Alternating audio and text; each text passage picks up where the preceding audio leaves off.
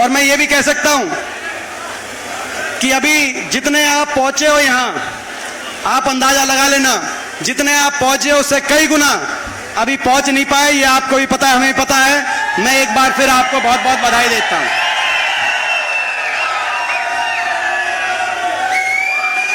क्योंकि जब हम इनसे लड़ रहे हैं, बीजेपी से लड़ रहे हैं, सत्ता से लड़ रहे हैं, इनके पास बहुत कुछ है। इनके पास दिल्ली में भी सरकार है, इनके पास चंडीगढ़ में भी सरकार है, इनके पास बीजेपी भी है, इनके पास जेजेपी भी है। दो दो पार्टियां हैं, दो दो सरकार है, सत्ता बल है, धन बल है, मीडिया बल भी इनके पास है। हमारे पास कुछ है तो आपका आशीर्वाद है और आपका दिया हुआ हौसला, और उस बात पर लड़ रहे हैं, और उस हौसले से लड़ रहे हैं, और आपके आशीर्वाद से लड़ रहे हैं। आज 9-9.5 साल के बाद हरियाणा प्रदेश को विकास की पटरी से उतारने वाली सरकार, हरियाणा प्रदेश के भविष्य को चौपट करने वाली सरकार से लड़ रहे हैं। ये वो सरकार है जो 2014 में जब आई थी, देश में विकास दर के मामले में हरियाणा देश में नंबर 1 हुआ करता था। आज विकास दर के मामले में हरियाणा 17वें पायदान पे पहुंचा दिया इस खट्टर सरकार ने। जब यह सरकार आई उस समय केवल विकास दर ही नहीं, विकास से जुड़े हुए बहुत से मापदंडों में, निवेश दर में देश में नंबर 1 पे था। 2012-13 में सबसे ज्यादा निवेश, इन्वेस्टमेंट। आज की रिपोर्ट है, आरबीआई की रिपोर्ट इंडियन एक्सप्रेस में, कि निवेश दर में हरियाणा देश में सबसे पीछे। कितने दुर्भाग्य की बात है। रोजगार सृजन में देश में सबसे आगे था हरियाणा। आज बेरोजगारी में खट्टर सरकार ने हरियाणा को देश में नंबर 1 अगर बनाने का काम किया, तो बेरोजगारी में हर घर में एक नौजवान बेरोजगार, बेरोजगारों की फौज खड़ी कर दी। ना निवेश हुआ, ना इन्वेस्टमेंट हुआ, ना निजी क्षेत्र के अंदर रोजगार, ना सरकारी नौकरी। सरकारी नौकरियां तो समाप्त कर दी गई, जो बची वो कच्ची कर दी गई, या कौशल निगम के माध्यम से, अग्निपथ के माध्यम से।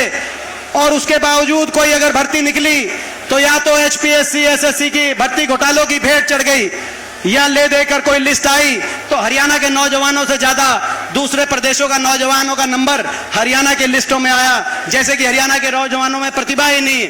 और आज देश में बेरोजगारी में देश में नंबर 1। और जब बेरोजगारी होती है तो कहीं नशे की चिंता, आज देश में नशे में हरियाणा को ऊपर पहुंचा दिया इन्होंने। कहीं अपराध की चिंता, कहीं घर बार अपना सब कुछ बेच के विदेशों की तरफ हमारा नौजवान अपना भविष्य खोज रहा है। जहां जिन शहरों के अंदर कोचिंग सेंटर हुआ करते थे, आज उन शहरों में कोचिंग सेंटर से ज्यादा विदेश में भेजने के एलिटी केंद्र बन गए हैं। ऐसी स्थिति आज हरियाणा के अंदर। वो हरियाणा जो किसान के हितकारी फैसलों में देश में जिसकी गूंज बजती थी जब कांग्रेस की सरकार थी हुड्डा साहब के नेतृत्व में, चाहे 1600 करोड़ के किसान के बिजली के बिलों के माफी का फैसला हो, चाहे 2200 करोड़ के कोऑपरेटिव का कर्जे का फैसला हो जो हमारी सरकार में हुआ था, चाहे किसान के कोऑपरेटिव के काले कानूनों को समाप्त करने का फैसला हो, गिरफ्तारी और नीलामी का काले कानून समाप्त किए गए हों, चाहे किसान को उसकी फसल का गन्ने से लेकर पॉपुलर से लेकर धान तक किसान को उसकी फसल के भाव दिलाने की बात हो। नारा चला करता था कि हुड्डा तेरे राज में जीरी गई जहाज में। और आज वो प्रदेश जो किसान के हितकारी फैसलों में जिसका उदाहरण देश में दिया जाता था, चाहे भूमि अधिग्रहण कानून की बात हो, आज वो प्रदेश किसान अत्याचार का देश में पर्यायवाची बन गया है। अगर किसान आंदोलन में कहीं पुलिस का प्रयोग किया गया बारी बारी, एक प्रदेश में कहीं लाठीचार्ज, कहीं पानी की बौछारों के निशाने पे लिया गया, तो कहीं बैरिकेड लगाए गए, 750 एक साल तक किसान बैठा रहा, 750 किसानों के जान कुर्बान हो गई, 750 घरों के चूल्हे बंद हो गए। और अगर एक सरकार थी जिसके मुख्यमंत्री से लेकर सभी मंत्री एक स्वर में किसान का तिरस्कार कर रहे थे, और एक पार्टी थी देश की सरकार से लेकर और प्रदेश की सरकार तक हर व्यक्ति की जबान पे जिस पार्टी सत्ताधारी लोगों के किसान के लिए अपमान था, तो वो बीजेपी पार्टी थी और हरियाणा सरकार थी। आज किसान अत्याचार में खट्टर सरकार ने देश में नंबर 1 बना दिया। वो प्रदेश जो 2014 से पहले गरीब की कल्याणकारी योजनाओं में जिसका जिक्र देश में आता था, इंदिरा जी के समय 100-100 गज के प्लॉट कटे थे देश में, उसके बाद किसी प्रदेश ने, किसी सरकार ने 100 गज के प्लॉट का काटने का काम नहीं किया। अगर हुआ तो हरियाणा में एससी वर्ग के हमारे भाई, बैकवर्ड के हमारे भाई 4 लाख परिवारों को 100-100 गज के प्लॉट दिलाने का काम कांग्रेस की हुड्डा सरकार ने हरियाणा में करके दिखाने का काम, चाहे 100 गज के प्लॉटों की बात हो, चाहे प्रियदर्शनी इंदिरा आवास योजना में 3.5 लाख मकान बनवाने की बात हो, चाहे 20 लाख गरीब घर के बच्चों को स्कूल के अंदर वजीफा दिलाने की बात हो, चाहे पीने के पानी की टूटी टंकी देने की बात हो, चाहे राशन डिपो पे तेल, चीनी, दाल के साथ अच्छी क्वालिटी के अनाज की बात हो, जो प्रदेश गरीब कल्याण में चाहे बड़े बुजुर्गों को और हर वर्ग को देश में सबसे ज्यादा पेंशन देने की बात हो, जो प्रदेश गरीब कल्याण में देश में नंबर 1 हुआ करता था 2014 से पहले, वो आज महंगाई में नंबर 1 बन गया। हर घर का बजट बिगाड़ दिया इन्होंने। महंगाई देश में सबसे ज्यादा टैक्स अगर कहीं है, सबसे ज्यादा वेट अगर कहीं है तो इस खट्टर सरकार में, बीजेपी सरकार में हरियाणा के अंदर है। आज हर घर की गरीब के डीजल, पेट्रोल, रसोई गैस का सिलेंडर, जो सिलेंडर 400 पे था आज 3 गुना बढ़ गया। डीजल, पेट्रोल, रसोई गैस का सिलेंडर, स्कूल के बच्चों की फीस, बिजली के बिल, आज हर घर के बजट को बिगाड़ने का काम इस सरकार में हुआ। जो प्रदेश 10 साल तक शांति का प्रतीक था, 10 साल में किसी वर्ग को धरना नहीं देना पड़ा, किसी को अपनी मांग के लिए, जैसे ये बैठे हैं आए हुए हैं ओल्ड पेंशन स्कीम के लिए, हमारे कर्मचारी दर ठोकरे खा रहे हैं, उन पे लाठी की भाषा से जवाब दिया जा रहा है। 10 साल तक कर्मचारी, व्यापारी, किसान कोई धरना नहीं हुआ। उस प्रदेश में, इस खट्टर सरकार में कोई वर्ग ऐसा नहीं बचा जिसको, किसान से लेकर और मजदूर तक, जिसको धरना ना देना पड़ा, और कोई वर्ग ऐसा नहीं बचा जिस धरने को सरकार ने लाठी की भाषा से जवाब ना दिया हो। वो प्रदेश जो शिक्षा के क्षेत्र में आगे बढ़ा था, जब हमारी सरकार थी, कांग्रेस की सरकार, हुड्डा साहब के नेतृत्व में 14 विश्वविद्यालय हरियाणा के अंदर, जिसमें से 2 विश्वविद्यालय हिसार लोकसभा क्षेत्र में, लाला लाजपत राय यूनिवर्सिटी हिसार की बात हो, चौधरी बंसीलाल यूनिवर्सिटी प्रेमनगर जो भवानीखेड़ा हल्का में पड़ती है उसकी बात हो, 14 यूनिवर्सिटीज बनवाने का काम हुआ था, 2300 स्कूल नए स्थापित करने का काम हुआ था। आज उस प्रदेश में 5000 स्कूल बंद कर दिए, मर्ज कर दिए, और स्कूल बंद और मर्ज करने के बाद छोटे छोटे बच्चों को अपने स्कूलों के आगे धरने पे बैठने में मजबूर होना पड़ा। शिक्षकों की भर्ती नहीं हुई। जब हमारी सरकार थी 1 लाख केवल शिक्षा विभाग में शिक्षकों की भर्ती हुई थी। आज उस प्रदेश में 9 साल तक शिक्षकों की भर्ती नहीं, स्कूलों पे ताले लग रहे, गरीब का बच्चा कहां जाएगा। मैं पूछना चाहता हूं इस खट्टर सरकार से, जिस प्रदेश में स्वास्थ्य के मामले में जो हमारी सरकार थी, 6 मेडिकल कॉलेज पूरे प्रदेश के कोने कोने में। और मैं एक बात बताना चाहता हूं, हरियाणा के गांव और देहात में कुल मिलाकर 641 पीएचसी और सीएचसी में से 476 यानी कि 3/4 75% पीएचसी और सीएचसी छोटे अस्पताल अगर बने तो 10 साल की कांग्रेस की सरकार में बने। वहां एक कोई अस्पताल और एक मेडिकल कॉलेज की तो दूर की बात है। आज वहां ऐसी व्यवस्था आ गई, गरीब आदमी के पहुंच के बाहर गरीब आदमी के पहुंच के बाहर इलाज हो गया, और गरीब के बच्चे के पहुंच के बाद मेडिकल की शिक्षा हो गई। 40,000 फीस थी इन मेडिकल कॉलेजों में, आज 40 लाख की फीस। गरीब के बच्चे मेडिकल कॉलेज के एमबीबीएस स्टूडेंट्स, उनको भी धरने पे बैठना पड़ा। ऐसी स्थिति, वो प्रदेश जो खिलाड़ियों के सम्मान में, जो अभी कह रहे थे विजेंदर, खिलाड़ियों के सम्मान में देश में जिस प्रदेश के उदाहरण दिए जाते थे, 750 खिलाड़ियों को सीधा भर्ती किया गया था, जिसमें भाई विजेंदर बॉक्सर भी शामिल थे। आज उस प्रदेश का उदाहरण दिया जाता है कि उस प्रदेश की बेटियां जो ओलंपिक में मेडल लेके आई, उनको घसीट घसीट के दिल्ली की सड़कों पर इस सरकार ने घसीटने का जो काम किया, लेकिन उसके बावजूद हरियाणा के मुख्यमंत्री, हरियाणा के खेल मंत्री या किसी हरियाणा के बीजेपी के नेता के मुंह से ये नहीं निकली कि हम अपनी बेटियों को कहना चाहते हैं आप धैर्य रखें, अपना मेडल मत बहाएं गंगा में, आपको न्याय मिलेगा। मैं पूछना चाहता हूं इनसे, दुनिया में ऐसा उदाहरण नहीं कि ओलंपिक की विजेता हमारी बेटियां, वो भी किसी की बेटियां थी जिनको घसीटा जा रहा था, मगर उस प्रदेश में आज ऐसा उदाहरण सेट करने का काम इस सरकार ने किया। जो प्रदेश जहां व्यापारी को 10 साल तक ना इंस्पेक्टर राज की चिंता थी, ना ईडी राज की चिंता थी, कानून व्यवस्था अच्छा था, आज वहां व्यापारी इस सरकार के डर से आज ये स्थिति आज प्रदेश के अंदर आ गई।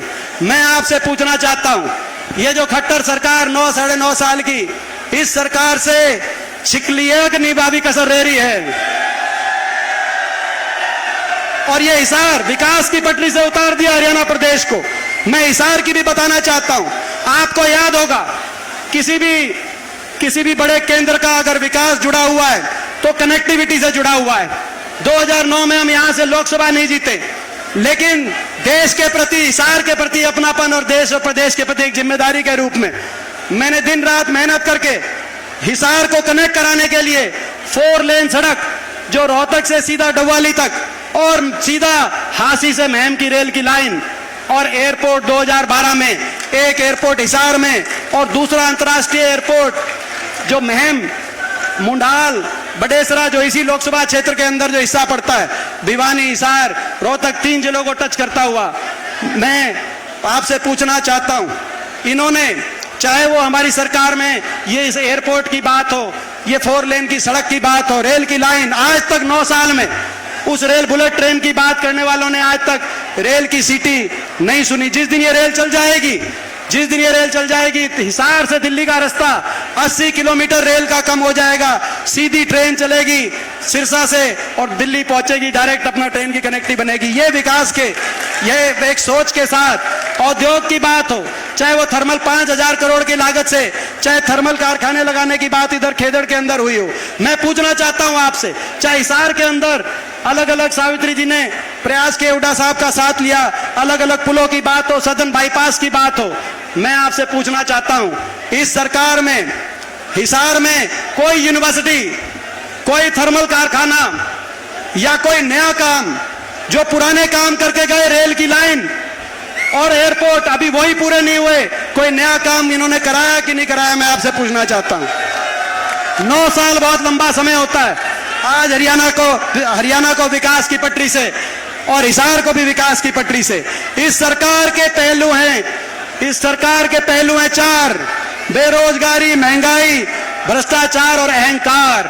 ये सरकार, मैं एक बात आपसे राजनीतिक भी करना चाहता हूं, ये सरकार जो बनी 2019 में, दोबारा से खट्टर सरकार हरियाणा में बीजेपी सरकार बनी, ये बननी नहीं थी, लोग नहीं चाहते थे, लोग बदलना चाहते थे और उसका प्रतीक हिसार लोकसभा क्षेत्र है। यहां पे 9 विधानसभा है, 9 विधानसभाओं में से 5 विधानसभा में आपने विपक्ष को जिताया था, 4 पे जेजेपी को और आदमपुर पे कांग्रेस को, 5 पे केवल 4 सीट दी थी आज, मगर आज 9 के 9 विधायक आपने 4 सीट दी थी, 75 पार की हवा निकाली थी, मगर आज 9 के 9 विधायक लाइन लगाकर बीजेपी सरकार की शरण में चंडीगढ़ में इस निकम्मी सरकार के साथ ना तो किसान आंदोलन देखना पड़ता, ना हमारी बेटियों का, खिलाड़ियों का देखना पड़ता। अगर ये जिनको आपने जिताया था इनके खिलाफ वो खड़े रहते, मगर बीजेपी ने इनको अपने साथ मिलाया। नेता और पार्टियां तो बिकाऊ हो सकती हैं, लेकिन मैं इनको बताना चाहता हूं, जनता बिकाऊ नहीं है, जनता टिकाऊ है। जिन्होंने विश्वासघात किया है उनसे भी समय आने पर जनता उनका भी विश्वासघात का भी हिसाब किताब लेगी। इस सरकार के 2 जननी और जनक हैं, 2 जननी और जनक, एक विश्वासघात और एक भ्रष्टाचार। क्योंकि विश्वासघात करके सरकार बनी, मेजॉरिटी नहीं थी, 40 सीट थी। एक का नारा था 75 पार, बीजेपी ने नारा दिया 2019 में 75 पार। दूसरा कहता था बीजेपी को करो जमुना पार, जेजेपी पार्टी दुष्यंत चौटाला जमुना पार कहता था कि नहीं कहता था, मैं पूछना चाहता हूं। एक कहता था 75 पार, दूसरा कहता था जमुना पार। इलेक्शन का नतीजा आते ही दोनों बन गए पक्के यार और हरियाणा में बना दी भ्रष्ट सरकार। कहा कि 5100 पेंशन पे समझौता कर रहे हैं। मैं पूछना चाहता हूं बड़े बुजुर्गों से, वो आपकी 5100 पेंशन आई या नहीं आई? 5100 की पेंशन का समझौता नहीं था, हरियाणा को भ्रष्टाचार के भेंट चढ़ाने का समझौता था, भ्रष्टाचार का लाइसेंस लेने का समझौता था, लूट की छूट का समझौता था। जब महकमे बांटे गए तो इस आधार पे बांटे गए कि खुद की कमाई कैसे हो, इस आधार पे नहीं कि लोगों का काम कैसे हो। शराब किसके पास गया, एक्साइज किसके पास गया, पंचायत किसके पास गया, पूरी लिस्ट तो हमारे पास भी नहीं है। पूरी लिस्ट चाहिए तो आप नारनौन से दादा गौतम के पास चले जाएं, वो पूरी लिस्ट ले रहे हैं। उन्होंने महकमे बढ़ते ही कह दिया था कि एक खोपर बढ़ गया सरकार में और 1 लाख पूरा जीवन लग रहा है। ये कह दी थी कि नहीं कह दी थी? ये स्थिति आज हरियाणा में भ्रष्टाचार और भाई ये जो भ्रष्टाचार और विश्वासघात के जो से जन्मी सरकार, इस सरकार को हो गया अहंकार। किसान आंदोलन हुआ, अहंकार दिखाया, कर्मचारी ओल्ड पेंशन स्कीम, कर्मचारी जब गए पंचकुला में आपके ऊपर लाठीचार्ज करके अहंकार दिलाया, कांग्रेस की सरकार आते ही आपकी ओल्ड पेंशन स्कीम भी हम लागू करने का काम करेंगे, मैं बताना चाहता हूं।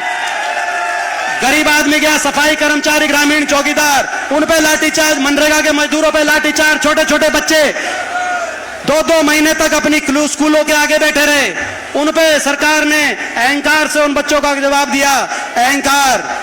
और अभी हमारा विपक्ष आपके समक्ष की कामयाबी देखे इन्होंने शुरू किया जन संवाद, मुख्यमंत्री जी ने, मगर वो जन संवाद नहीं है, जन अपमान है। जहां भी जाते हैं वहां लोगों का अपमान कर रहे हैं, अहंकार, इनको घमंड बहुत हो गया। मैं पूछना चाहता हूं आपसे, ये जो घमंड बहुत हो गया हरियाणा सरकार को, इनका घमंड 7वें आसमान पे पहुंच चुका है, इनके घमंड को धरती पे लाओगे या नहीं लाओगे, मैं आपसे पूछना चाहता हूं। इस बात की लड़ाई है, इस बात की लड़ाई है। तो भाई आज हम 3 संकल्प लेते हुए अपनी बात खत्म करते हैं। पहला संकल्प कि इनके अहंकार को, पहला संकल्प कि बीजेपी के अहंकार को, इनके घमंड को तोड़ेंगे। इनके अहंकार को तोड़ोगे तो एक बार हाथ खड़ा करके इनके घमंड को तोड़ो। दूसरा संकल्प, जेजेपी के विश्वासघात का जवाब वोट की चोट से, विश्वासघात का जवाब वोट की चोट से देंगे। देंगे कि नहीं देंगे, एक बार हाथ खड़े करके बताओ। और भाई तीसरा संकल्प, उसमें मैं भी शामिल हूं। मुझे पता है, अभी कह रहे थे जयप्रकाश जी कि हरियाणा के 15 सांसद है, 10 लोकसभा, 5 राज्यसभा, 14 बीजेपी के। और ये कह रहे थे कि जब किसान आंदोलन में बोलता था मुझको निशाने पे लेते थे। मुझे पता है ये लोग मुझको निशाने पे लेते हैं, मुझे पता है इनकी आंख में मैं रड़कता हूं। मैं पिछला लोकसभा चुनाव जब लड़ रहा था तो कितनी बार प्रधानमंत्री आए रोहतक, मुख्यमंत्री सारे दिन, कितने, मैं नहीं कहना चाहता, लेकिन मुझे पता है कि मैं इनके निशाने पे रहता हूं। पिछला लोकसभा चुनाव था तो निशाने पे था। किसान आंदोलन में जब संसद में खड़ा होता था तो सारी बीजेपी जो जिस तरीके से निशाने पे लेती थी, महिला खिलाड़ी आंदोलन में बैठे तो देश की सारी बीजेपी, यूपी के सारे सांसदों ने, हरियाणा नहीं, जिस तरीके से मेरे को निशाने पे लिया, मेरा दिल जानता है। लेकिन फिर भी मैं एक संकल्प आपके साथ मिलकर लेना चाहता हूं। मैं हो सकता है इनके निशाने पे हूं, लेकिन ये भी मेरे निशाने पे हैं। और जब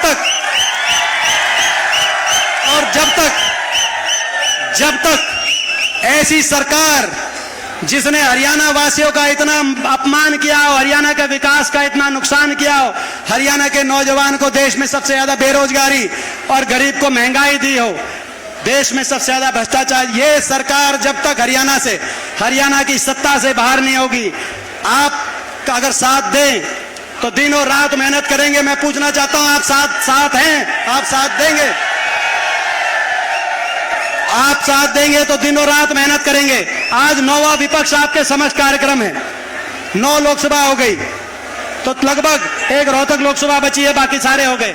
अब अगला प्रोग्राम तो हुड्डा साहब और उदयमान जी अगला प्रोग्राम हमें बताएंगे, लेकिन मैं खुद का भी आने वाले समय में कैसे मेहनत करूंगा, अगर आपका साथ हो तो आने वाले समय में मैं भी कोई ना कोई प्रोग्राम निर्धारित करके और पूरे हरियाणा के अंदर